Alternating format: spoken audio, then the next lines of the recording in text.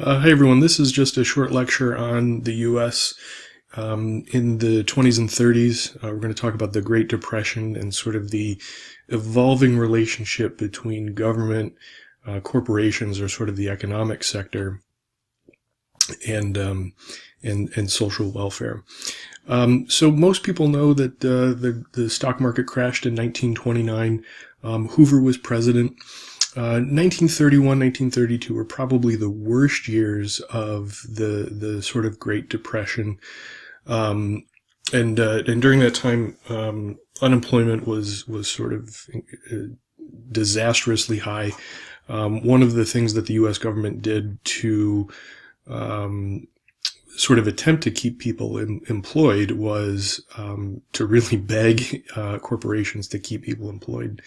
And that actually marked one of the first times, not the first time, but one of the first times that the nature of the relationship between the government and the economic sector started to change. Prior to that, really, the government refused to take any action in the stock market. That was sort of symbolic of the sort of primacy of capitalism, or the economic sector of corporate interests over government. And really, the reason we talk about the 20s and 30s in this class is that's when the relationship between the government and the economic sector started to change. Most people know that the 20s were sort of a really good time in the U.S. The Roaring 20s, sort of what comes to mind. People hadn't really saved much, so the economic recession was really pretty bad because the rates of unemployment and the levels of inflation, that kind of thing, really meant that people suffered. So one of the reasons Hoover was elected was because that he had a big part rebuilding New Orleans after the floods in 1927.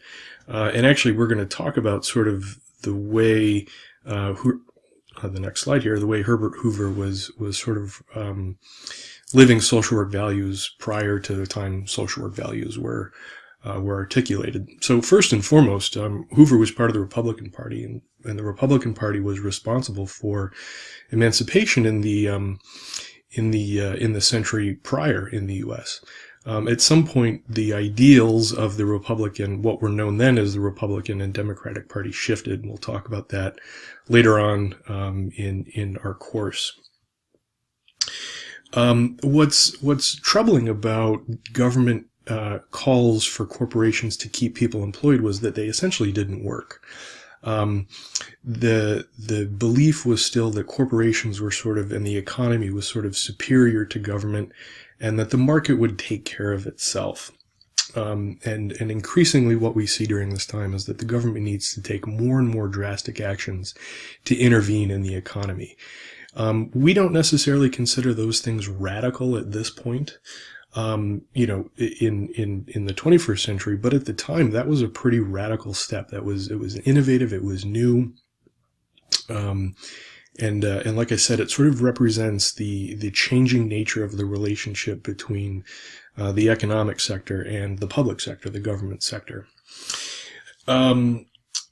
Social workers. Let me say that again. There was a slight little blip in the recording. Social workers probably supported Hoover during this time. They also were sort of echoing calls for corporations to keep people employed. But like I said, that advocacy really didn't work. Hoover was also a proponent of prohibition. Prohibition, of course, is what outlawed the sale of alcohol in the U.S. He was fairly progressive for his time. So despite the things that he had, the things that Hoover had called for, his urges to sort of intervene in the economy, banks began to close. More on that in a second. Hoover was a one-term president. FDR was elected in 1932. Of course, FDR came from New York. He was governor of New York. So another example of social welfare sort of going on at this time was this idea of the bonus army. In the 20s, the bonus army sort of advocated for bonuses to be paid for veterans, $1.25 for each day served overseas, and a dollar for each day served in the United States. What we're starting to see here is that the government is recognizing special populations, and veterans are among the first, not the first, but among the first of the special populations to be recognized. By the 30s, early 30s, veterans were asking for early payment of these bonuses, and this was to sort of buffer them from the effects of the economy.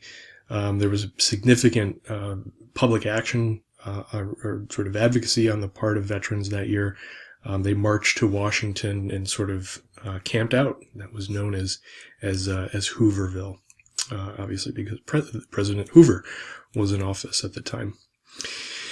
The crash of 1929 was really pretty catastrophic, really cataclysmic. The 20s had been fairly prosperous for people. This idea of the Roaring Twenties sort of comes to mind. What had happened though is that people really hadn't saved any money. They were really sort of, living paycheck to paycheck, which is a term we hear today. And so when they lost their jobs, because the corporations wouldn't keep them employed despite the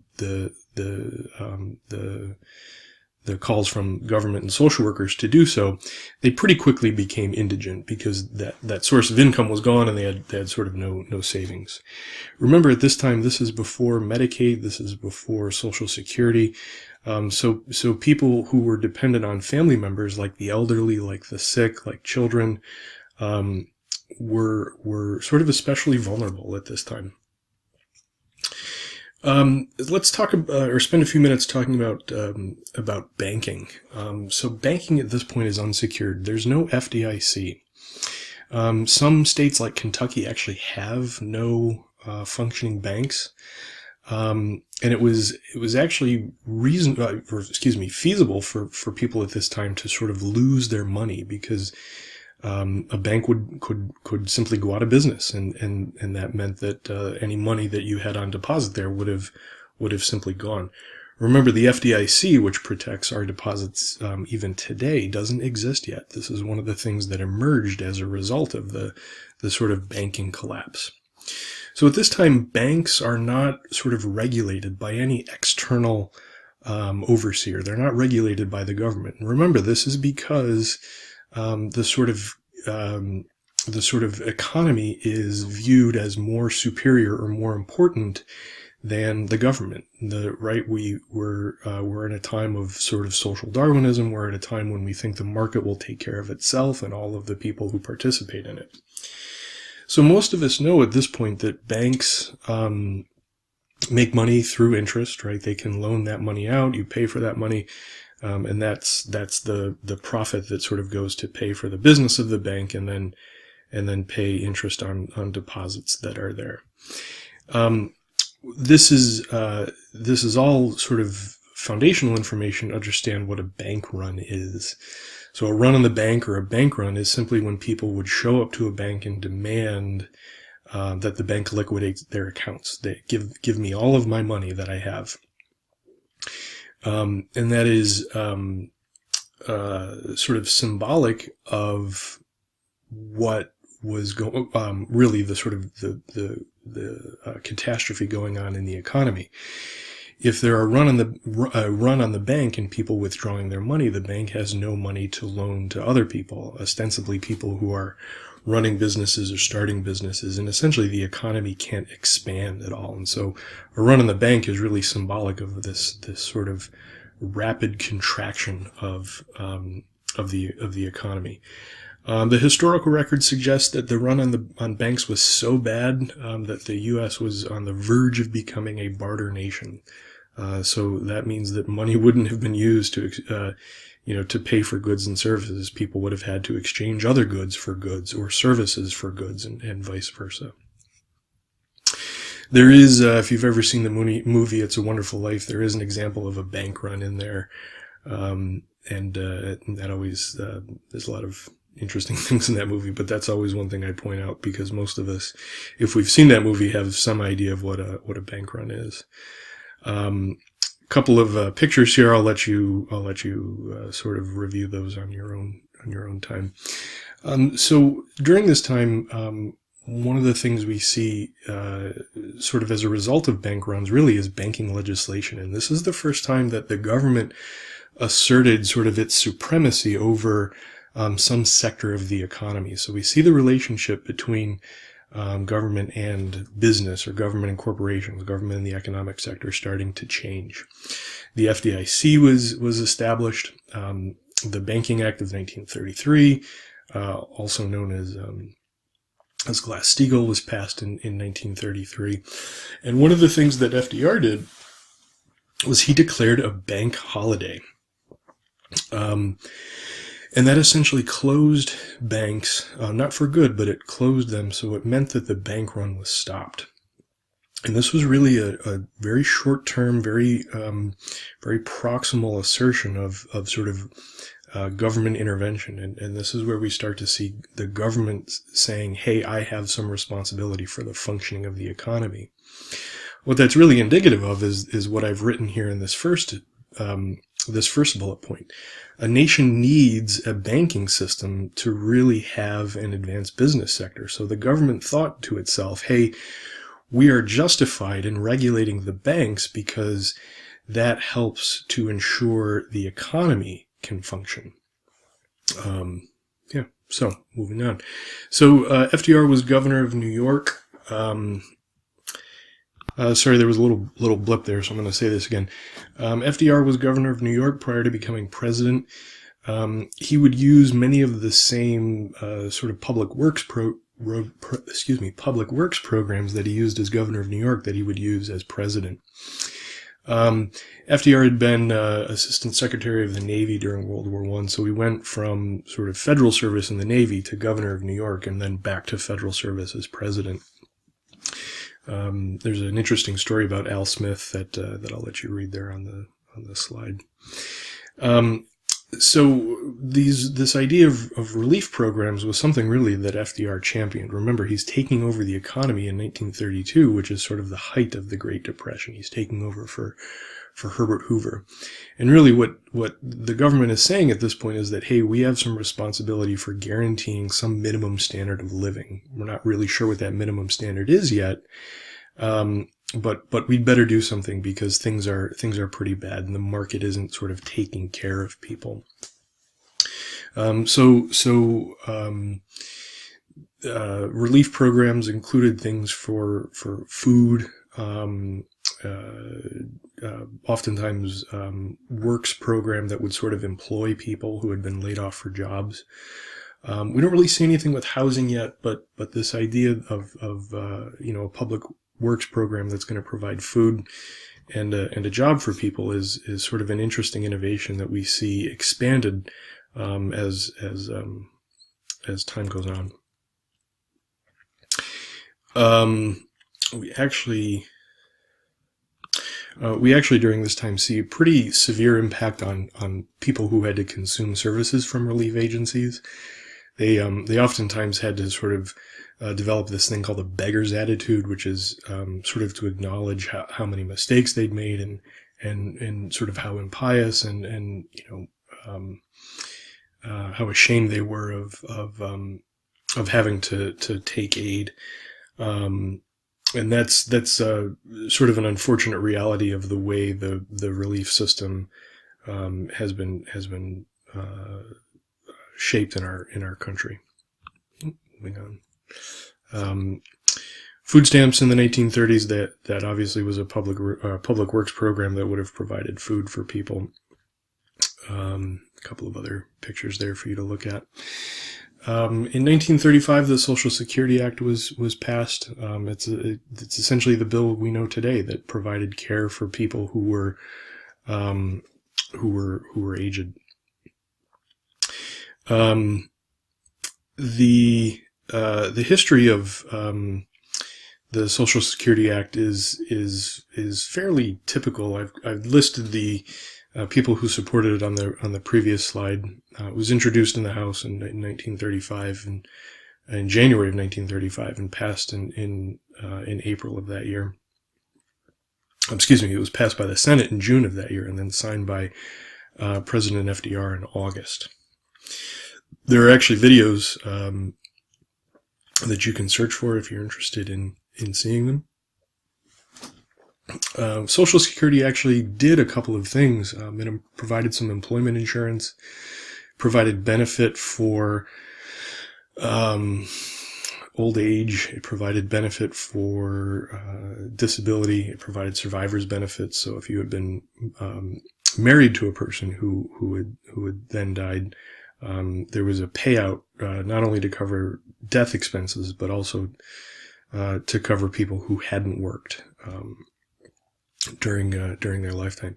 Survivor's benefits really are things that benefited women because they often were dependent on husbands for food and housing and things like that. Social Security also had an interesting provision for people living in rural areas, and then people who were aged, blind, mothers and their children, and then we start to see the government taking an interest in public health as well. And so public health really is this idea that we can use policy to improve people's lives. The New Deal, so this package of reform, or this Social Security was part of a broader package of reforms known as the New Deal. And really, as I've been saying sort of throughout this recording, the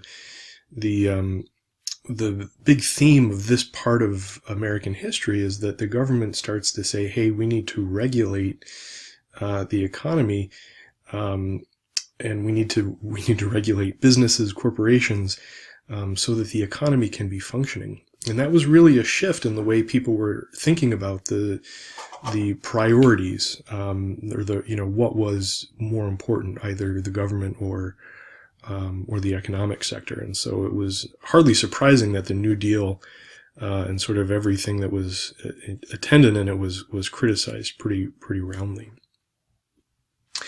There were some other parts of New Deal legislation. The Fair Labor Standards Act, that's the thing that established a 40-hour work week, overtime pay, minimum wage, and then restrictions on ages of people who were able to work. And actually, in many ways, there are parts of this that are still sort of in effect today. So the National Labor Relations Act is sort of the thing that sanctioned unions.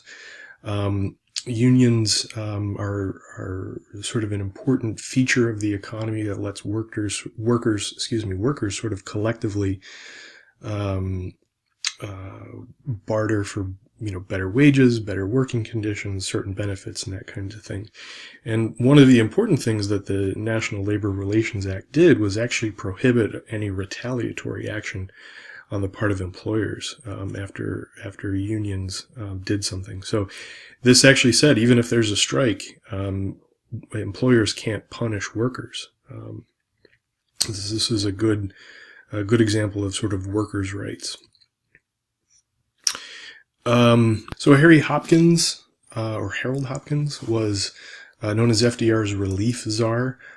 So he was effectively the government official responsible for the provision of the relief that the federal government was providing. FDR and Harry Hopkins knew each other when FDR was governor of New York. He was a fairly controversial figure both during his time in New York and during his time in the federal government, but he was a man with pretty high integrity. And so it was really this integrity that helped him distribute the extent of the relief that he was able to. Essentially, what the conclusion is that without sort of Harry Hopkins's personal character, we wouldn't have had the extent of public relief that we had at the time. Let me advance the slide here. So Frances Perkins was, she's seen in these pictures here, she was a lobbyist in the early part of the 20th century. She was remarkable because she was a woman lobbyist, essentially advocating for better working conditions for women and children. Al Smith, who was mentioned a couple of slides ago, appointed her to the to the commission in New York that regulated industries, or that sort of had oversight of industry. And it probably will come to no surprise that she was the first woman to be appointed to such a position. More on Frances Perkins here in a second. So a couple of major achievements of the New Deal, though. We've got these sort of labor reforms that persist to this day. And then the Social Security Act, which sort of brought some basic protections, or this basic level of economic security to all Americans. Frances Perkins, as she's as you'll see in the accompanying PowerPoints for this week, was actually the 1 millionth.